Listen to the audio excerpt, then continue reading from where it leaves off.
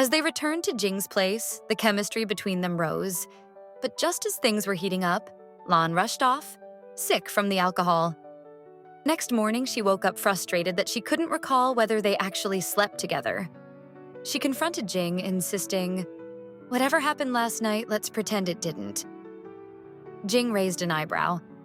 "Are you playing tricks? What's all this nonsense about foreseeing the future?" "So you think I'm lying?" Lan snapped, grabbing his hand. She began telling him glimpses of the future as she saw them. "You'll soon suffer from insomnia due to anxiety. Visit a doctor, and he'll prescribe you 2 bottles of sleeping pills. I even saw us by a lake." "Wait, what are we doing at the lake?" "Anyway, and oh no, you're in a hospital. I see an operation theater. Listen, I know you're a workaholic, but you really need to take care of your health. Maybe you should have a health check." Jing, skeptical, interrupted, "That's enough, this is getting ridiculous." Later, Lu appeared again, asking Lan out to dinner. Wanting to spite Jing for not believing her abilities, she accepted. Jing, irritated, joined them for the meal.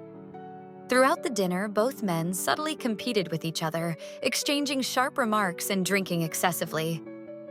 By the end of the dinner, both were drunk. That night, Jing couldn't sleep, unable to stop thinking about Lan. The next morning, he felt tired and unwell and in disbelief, visited a doctor. The diagnosis? Insomnia from minor anxiety, just as Lan predicted.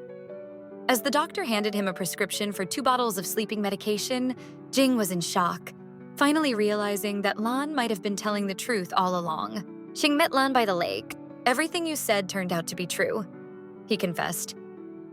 "I'm sorry I didn't believe you before. I like you. My life was dull until you came along. You've brought so much joy and happiness. Will you be my girlfriend?" Although Lan felt the same way, she hesitated. "But what about your relationship with you?"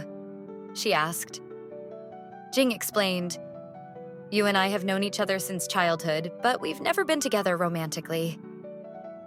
With that clarification, Lan finally agreed to start a relationship with Jing. Jing also told her that nothing had happened the previous night, as he had to help her clean up after she'd gotten sick.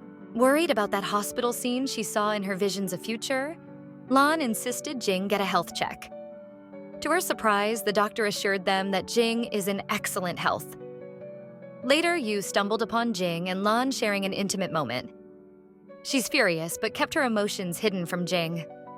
Soon after, Lan had a sudden nosebleed and remembered this had happened quite a few times lately. A creeping fear overtook her as she wondered if she might be the one sick.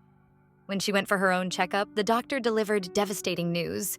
She had a tumor and may only have 3 months left. As she headed home, Lan reflected on the cruel irony. She can foresee others' fate, but never suspected her own illness. Just then, Jing called, asking her which pot to use for cooking dinner. She tried to stifle her sadness, joking, "How will you survive if I'm not here to help you?" Jing responded, "You're mine. I'll never let you go." This really deepened her sadness, and as they hung up, she broke down in tears. Driven by jealousy, Yu hired a hitman to harm Lan. When Lan didn't arrive home as expected, Jing was alarmed and tracked her down using surveillance footage. He rescued her just in time, promising that he'd never let anyone hurt her again. That night, their love for each other felt stronger than ever. Knowing her days might be numbered, Lan decided to prepare Jing. She confessed her love, adding, "I hope we'll always be together, but you need to know what I see are just glimpses of future, and they might not be the end results." Jing asked, "What did you see this time?" She said that's not important. Let's just cherish the present. Just then, her nose started bleeding again and she collapsed into Jing's arms, leaving him in a mix of shock and fear. When Lan woke up, she's in the hospital and Jing was sitting by her side. He looked at her eyes full of concern. "Why didn't you tell me?" he asked. Lan smiled softly. "I'm sorry for making you worry." Jing continued, "Did you see this coming? Is that why you asked me to get checked?" Lan nodded, admitting, "I thought you were sick, but luckily it wasn't you." Jing let out a heavy sigh. "I'd rather it be me, but don't worry, I'll make sure you're fine." Determined to help her, Jing arranged for the best doctors to treat Lan. Meanwhile, Yu and Lu crossed paths in a bar, where Yu offered to help Lu win Lan back.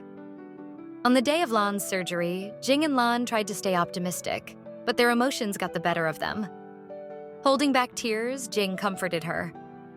"You'll just be asleep for a few hours. When you wake up, everything will be fine."